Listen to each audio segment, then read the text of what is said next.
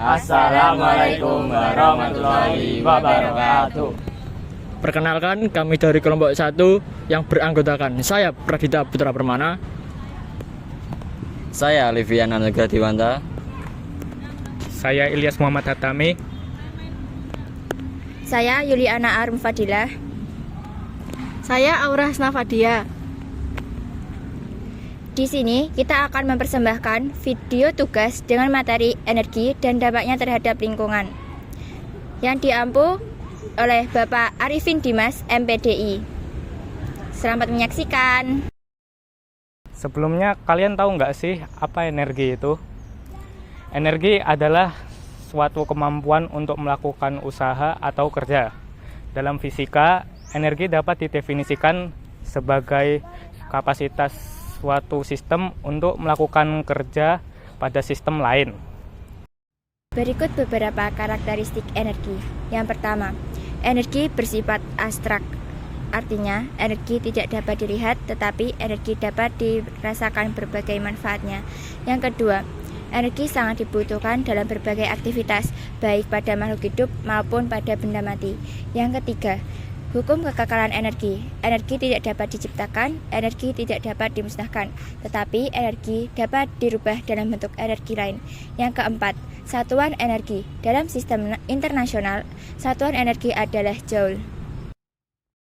Secara sederhana, energi adalah segala sesuatu yang bergerak, berubah, ataupun berproses. Tanpa energi, tidak akan ada yang namanya kehidupan, gerakan, maupun perpindahan di alam semesta. Selanjutnya, ada beberapa macam bentuk energi. Yang pertama ialah energi cahaya, yang kedua energi kimia, yang ketiga energi panas, yang keempat energi potensial, yang kelima energi kinetik, yang keenam energi mekanik, yang ketujuh energi nuklir, yang kedelapan energi listrik, dan yang terakhir ialah energi bunyi. Kali ini kita akan membahas masalah energi dan dampak bagi lingkungan. Masalah energi sangat erat kaitannya dengan lingkungan. Penyebab timbulnya masalah energi. Yang pertama, pembakaran bahan bakar fosil, yaitu gas alam, minyak bumi, dan batu bara. Yang kedua, pencemaran udara. Yang ketiga, emisi gas rumah kaca. Yang kedua, pembangkit listrik tenaga nuklir. Contohnya seperti yang pertama, ada limbah radioaktif. Yang kedua, resiko kecelakaan. Dan yang ketiga adalah dampak penambangan uranium. Pembangunan bendungan untuk pembangkit listrik tenaga air. Yang pertama, perubahan air. Yang kedua, emisi gas rumah kaca. 4. Ada penggunaan biomasa yang tidak berkelanjutan, seperti deforestasi dan pencemaran udara. Yang kelima, ada beberapa aspek energi yang terbarukan. Yang pertama, penggunaan lahan. Yang kedua, dampak visual. Yang ketiga, penggunaan sumber daya terbatas. Yang keempat, dampak terhadap satwa liar. Penting untuk mempertimbangkan dampak lingkungan dari setiap bentuk penggunaan energi dan berupaya untuk mengembangkan dan menerapkan solusi yang lebih efisien dan berkelanjutan. Selanjutnya, ada dampak energi terhadap lingkungan. Yang pertama ialah emisi gas rumah kaca. Penggunaan energi, khususnya dari minyak dan gas, dapat memperkeruh emisi CO2 yang dapat meningkatkan pemanasan global dan perubahan iklim.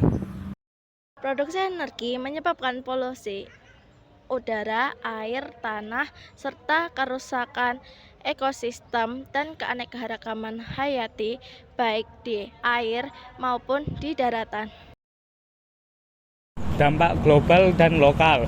Selain dampak global seperti pencemaran iklim, ada juga dampak lokal seperti polusi termal dan kimia di sekitar pembangkit listrik. Ada beberapa peran energi terbarukan dan fungsi energi. Yang pertama, energi terbarukan. Pengaruh energi terbarukan meliputi surya, angin, dan hidro dapat mengurangi gas emisi CO2, namun tetap memiliki dampak negatif terhadap satwa. Efisiensi energi mengurangi konsumsi sumber daya dan polusi, mendukung pembangunan berkelanjutan. Keterbatasan. Tidak ada teknologi energi yang bebas dari dampak lingkungan. Semua solusi memiliki tantangan tersendiri. Kesimpulannya, masalah energi dan dampaknya bagi lingkungan sangat kompleks. Penggunaan bahan bakar fosil yang masih mendominasi dan menjadi penyumbang utama bagi kerusakan lingkungan. Peralihan ke sumber energi terbarukan dan peningkatan efisiensi energi sangat penting.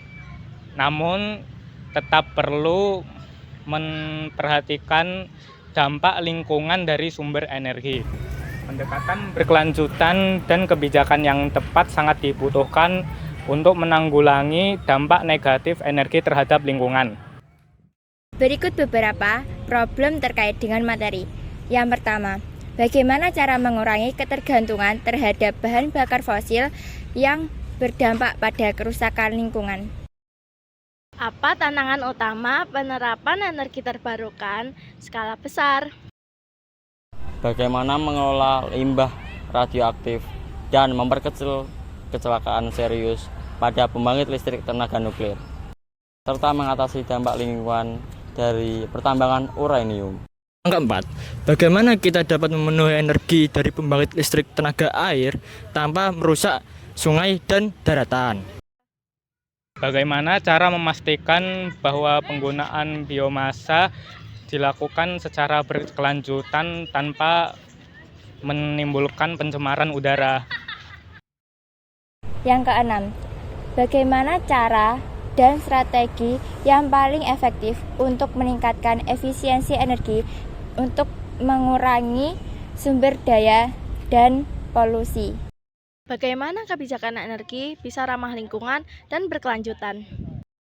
Bagaimana cara mengatasi dampak lokal seperti polusi termal dan kimia yang disebabkan oleh berbagai jenis pembangkit listrik terhadap lingkungan sekitar? Yang kesembilan, bagaimana cara kita mengembangkan metode komprehensif untuk membandingkan lingkungan? Bagaimana mendorong dan mempercepat inovasi teknologi di bidang energi yang bersih, efisien, dan berkelanjutan untuk mengatasi masalah energi dan lingkungan di masa depan? Ada beberapa saran bagi bangsa Indonesia terkait dengan urgensi keberlangsungan energi. Yang pertama, mendesak untuk diversifikasi sumber energi dan mengurangi ketergantungan pada bahan bakar fosil. Yang kedua, memperkuat kebijakan dan regulasi. Yang ketiga, memperhatikan dampak. Yang keempat, meningkatkan partisipasi dan kesadaran masyarakat. Yang kelima, kerjasama internasional.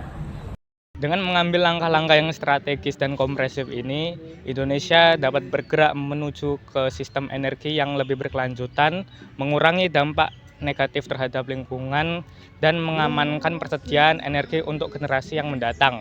Urgensi untuk bertindak sekarang sangat tinggi, mengingat perubahan iklim yang semakin nyata. Sekian video persembahan dari kelompok kami. Semoga bermanfaat. Terima kasih. Wassalamualaikum warahmatullahi wabarakatuh.